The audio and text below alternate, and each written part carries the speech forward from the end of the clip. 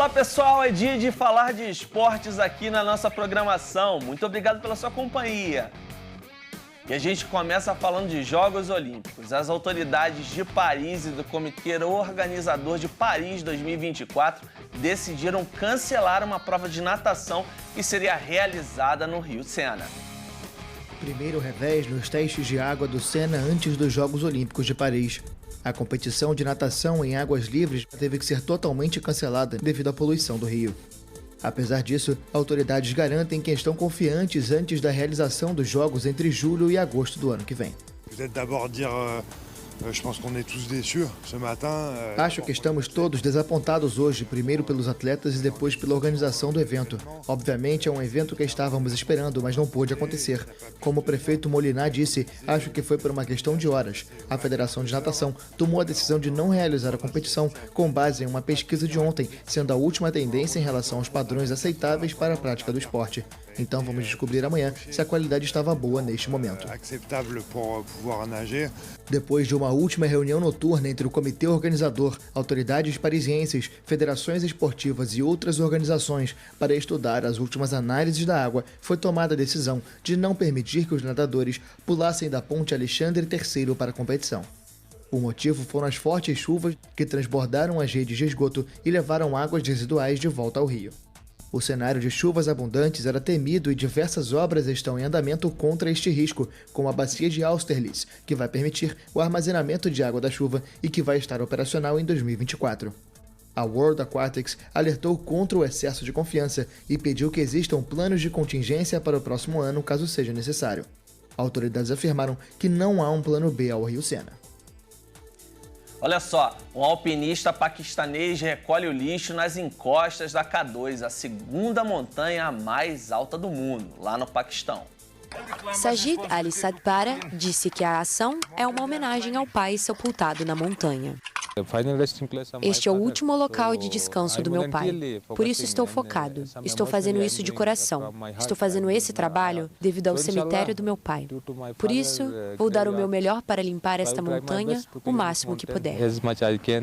O turismo de montanha tem atraído muitas pessoas, mas provoca inúmeras pilhas de lixo que se acumulam nos pontos mais altos do planeta, sobretudo no Everest. Com um recorde de 150 escaladas na última temporada, o K2 entra na mesma dinâmica. Em uma semana, uma equipe de 5 pessoas liderada por outro montanhista recolheu cerca de 200 quilos de lixo na montanha paquistanesa. Como montanhista, eu não quero ocupar outros alpinistas porque às vezes fisicamente, mentalmente, tem muitas coisas acontecendo nas montanhas. Mas as pessoas precisam ser cuidadosas e responsáveis também. O K2 apareceu quando a Índia colidiu com a Ásia há 50 milhões de anos e deu origem à cordilheira Karakoram, no nordeste do atual Paquistão. O nome, dado por exploradores britânicos em 1856, se tornou sinônimo de uma escalada indomável e tecnicamente mais exigente do que o Monte Everest, no Nepal. No pico, os ventos chegam a até 200 km por hora e as temperaturas a menos 60 graus Celsius no inverno. Há 2 anos, Sajid tentava uma perigosa subida de inverno no K2 com o pai e 2 estrangeiros. O jovem adoeceu, mas os outros 3 seguiram em frente até serem atingidos pelo fenômeno conhecido como bottleneck, semelhante a um maremoto congelado, na reta final da subida. O paquistanês recuperou o corpo do pai e o enterrou em uma sepultura improvisada, perto do acampamento 4, a última parada antes do pico. Apesar do luto, Sajid lida com a perda ao cuidar da natureza que herdou do pai. E quando se ama o futebol, não há lugar certo para praticar o esporte. Os mexicanos foram criativos e aproveitaram a geografia do país para jogar bola. Um campo de futebol no alto de uma montanha já seria inusitado, mas o gramado em questão fica também sobre a cratera de um vulcão inativo ao sul da cidade do México. O local foi palco da primeira rodada da Liga de Torcedores Santa Cecília, criada há mais de 60 anos e que atualmente conta com 10 times. Antes da pandemia, tínhamos 22 equipos. Antes da pandemia, tínhamos 22 equipes. Jogamos com todas as equipes de São Bartolo, equipes de San Andrés, São Lucas, de todas as cidades aqui da delegação de Xochimilco. De aqui, de la delegación Xochimilco. Os atletas de final de semana podem chegar ao topo do vulcão de carro, por uma estrada, mas também existe uma rota de 18 quilômetros para ir a pé saindo de um museu. Fantástico, para mim é muito impressionante. Fantástico, para mim é muito impressionante vir, subir todo o caminho que temos que fazer para chegar ao campo e ter um cenário muito bacana para jogar futebol. Muito bonito para o soccer, para ser deporte mais que nada. Sei que é uma cancha única. Sei que é um campo único no mundo. É muito bom vir aqui para se distrair, para relaxar com os amigos, com a família. É muito bonito vir a distrair-te, a desestressar-te e pues aqui com os amigos, com a família. O vale dentro da cratera, após ser praticamente abandonado, foi transformado em campo de futebol. A cratera do vulcão Teoca fica a 2.723 metros acima do nível do mar. Segundo especialistas da Universidade Autônoma do México, no sul da capital e na divisa com o estado de Morelos, há mais de 200 vulcões, a maioria inativos.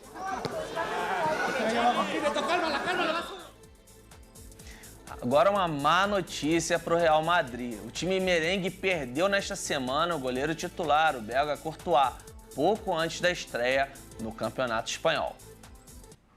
O goleiro titular do Real Madrid, Thibaut Courtois, rompeu o ligamento cruzado anterior do joelho esquerdo 2 dias antes do início do Campeonato Espanhol. O belga se lesionou em um treinamento e foi submetido a exames médicos que detectaram a lesão. O boletim médico divulgado pelo clube confirma que o jogador vai ser operado nos próximos dias, mas não revela o tempo de recuperação.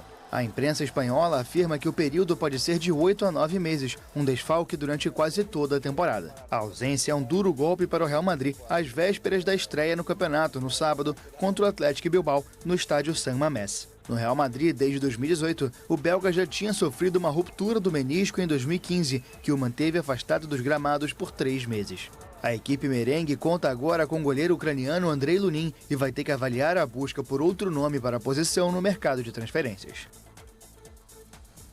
Uma boa opção de presente para um pai apaixonado por futebol é a camisa do time de coração. A venda de uniformes oficiais movimenta o comércio nesta época do ano. A paixão pelo futebol não tem preço, pelo menos é assim nas proximidades do Dia dos Pais. É um dos setores que mais vendem em todo o país. Uma das empresas patrocinadoras de material esportivo de clubes da Série A e da Série B do Campeonato Brasileiro vê nessa data como seu Natal no quesito faturamento. É um momento em que a gente está no meio dos campeonatos, os clubes estão em plena atuação, então a gente tem um volume de vendas realmente considerado. No Natal não, quando a gente está na intertemporada, né, entre um ano e outro, as vendas existem, mas não tão grandes quanto na época do Dia dos Pais.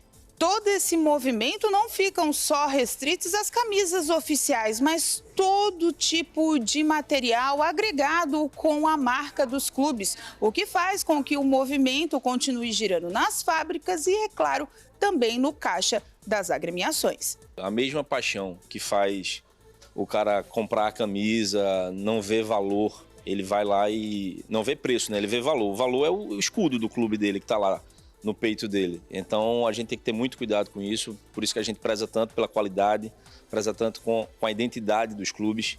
Então a gente vê que o torcedor ele realmente vai em busca daquele material, do clube dele, do coração dele. O setor é tão aquecido e tão disputado que em breve a empresa, que é 100% nacional e catarinense, já pensa em expandir suas operações para outras regiões do Brasil, a fim de atender toda a demanda dos contratos, algo que só faz fortalecer as empresas nacionais deste ramo. A gente tem clubes do norte ao sul do país, a gente tem no norte, no nordeste, no sudeste e no sul do país, então a Volt já é uma marca nacional, mas a gente sim pretende ampliar nosso espaço físico, a gente pensa em outras regiões para estar começando uma nova operação fabril.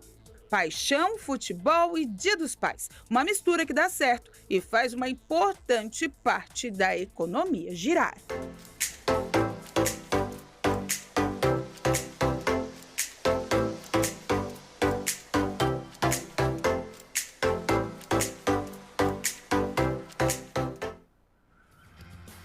Eu volto no próximo sábado com mais informações dos esportes. E continue ligado na nossa programação e acompanhe a gente também no YouTube. Tenha um excelente fim de semana. Eu aproveito para desejar um feliz e abençoado Dia dos Pais. Grande abraço!